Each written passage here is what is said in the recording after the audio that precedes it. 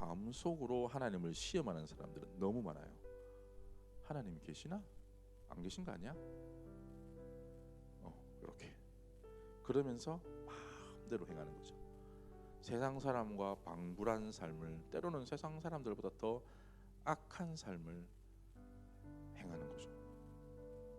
그것을 성경은 하나님을 시험했다 이렇게 표현하는 거예요. 하나님을 경록케 했다고 성경은 표현합니다.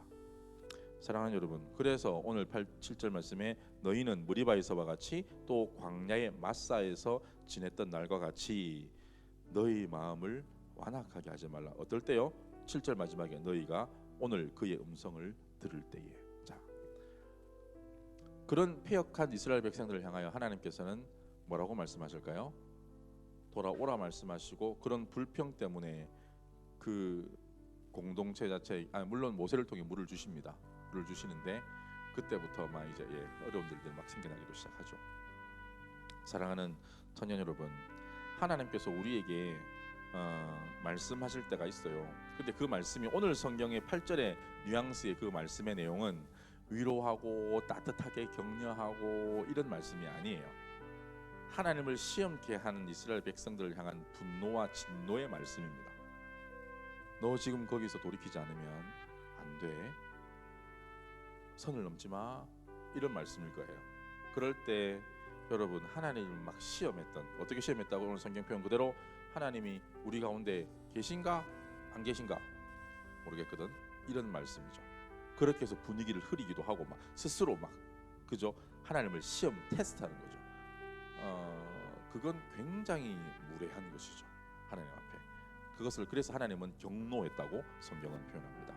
여러분, 그럴 때 하나님께서 여러분 우리에게 주시는 말씀들이 있을 거예요. 어쩌면 오늘의 이 말씀이 그 말씀이 될지도 모르겠습니다. 그 말씀을 들을 때 어떻게 해요? 오늘 8절 말씀에 너희 마음을 완악하게 하지 말라 이렇게 얘기합니다. 여러분, 혹시 그런 말을 들어도 우리 마음이 그렇게 반응 안 하면 돼요. 같이 동조 안 하면 되는 거잖아. 근데 막 이 사람이란 게 또 동조가 막 되네. 이렇게 술렁술렁 하나님 한 사람이 하나님이 계신가 안 계신가 막 그러면 옆에 사람도 그렇지 하나님 계신가 안 계신가, 또 옆에 사람도 그래 하나님 안 계신 것 같네, 막 이렇게 막 분위기가 술렁술렁 움직인다는 거예요. 하나님을 시험하고 테스트하는 방향으로요. 그러니까 공동체 전체가 하나님께 지금 징계를 받고 있는 거예요. 여러분, 만약에 한 사람만 그랬다면 그 한 사람만 혼나면 되겠죠, 그죠? 근데 공동체 전체가 그랬다는 거예요.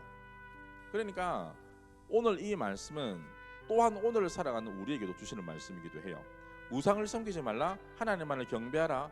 그렇지 않으면 하나님을 알고 있음에도 불구하고, 하나님의 예배의 대상임을 알고 있음에도 불구하고 하나님을 경배하지 않고 예배하지 않고 다른 신을 예배한다. 그것은 대놓고 이렇게 말하는 거예요. 나 하나님 계신가, 하나님 진짜 신인가 아닌가 모르겠는데 내가 그냥 이렇게 한 거죠. 이만큼 잘못해보고 하나님이 내 벌을 내리시나 확인해보고, 또 조금 더 잘못해보고 하나님께서 벌을 내리시는 거 아닌가 확인해보고, 나중에는 막 가는 거죠. 이제 막 간다고요.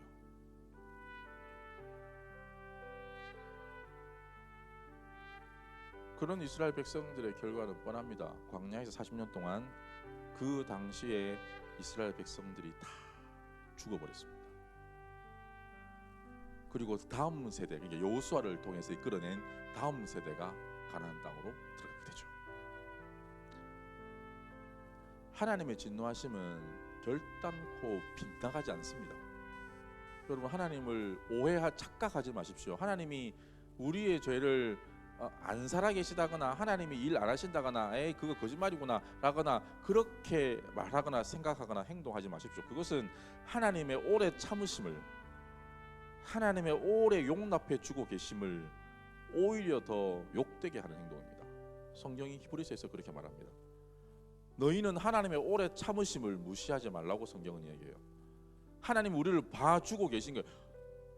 우리를 사랑하심으로 용납해 주고 계신 거래요. 그러나 하나님은 분명히 그 잘못에 관한 것들을 기억하고 생각하고 계세요. 물론 예수 그리스도께서 죽으심으로 말미암아 우리의 죄를 용서하셨어요. 그것을 알매도 불구하고 계속하여 그것을 활용하여 우리가 죄를 짓는데 그것을 활용한다면 그 죄값은 반드시 치르게 하실 거라고요. 하나님은 공의의 하나님이시니까요. 말씀을 정리합니다. 그 하나님의 음성을 여기서 멈춰야 될 것 같은데 라고 말씀하시는 주님의 음성,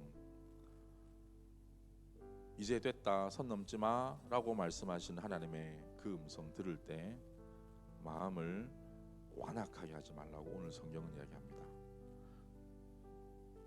안 그러려면 어떻게 해야 된다고요? 하나님만을 경배하는 거예요. 하나님만을 예배하는 거예요. 사랑하는 청년 여러분, 오늘 이 말씀을 붙들고 하나님만을 경배하기로 예배하기로 결정하시고 작정하시는 헤세드 공동체가 되기를 간절히 축복합니다. 그것이 우리의 유일한 살 길입니다. 다른 길은 없습니다. 하나님만을 예배하십시오. 하나님만을 경배하십시오. 그럴 때 하나님께서 우리에게 살아갈 길을 열어주시고 살 길을 보여주실 것입니다. 살 힘도 허락해 주실 것입니다. 하나님 외에 다른 것을 섬기기를 꿈도 꾸지 마십시오. 아예 못해서가 아니라 할 수도 있지만 그것을 안 하기로 결정하셔야 돼요. 끊어내야 돼요. 여러분, 양다리 못 고쳐서 안 걸치는 게 아니잖아요. 여러분, 그죠? 그럼에도 불구하고 왜 양다리 안 걸치고 한 사람만 사랑해요? 그 사람에 대한 사랑 때문에, 마음 때문에 그런 거잖아요. 그것이 옳다고, 그게 옳은 것이기 때문에 그런 거잖아요. 여러분, 그렇게 동일한 거예요. 하나님만을 예배하기로 결정하라고요. 하나님만을 신뢰하고 의지하기로 결정하시라고요. 하나님께만 가장 큰 영향받기로 결정하시라고요. 하나님께서 말씀하실 때 그 말씀에 마음을 완악하게 반응하지 마시고 부드러운 마음으로 반응하십시오. 겸손히 엎드리십시오. 그럴 때 주님께서 여러분에게 살 길을 보여주실 것입니다.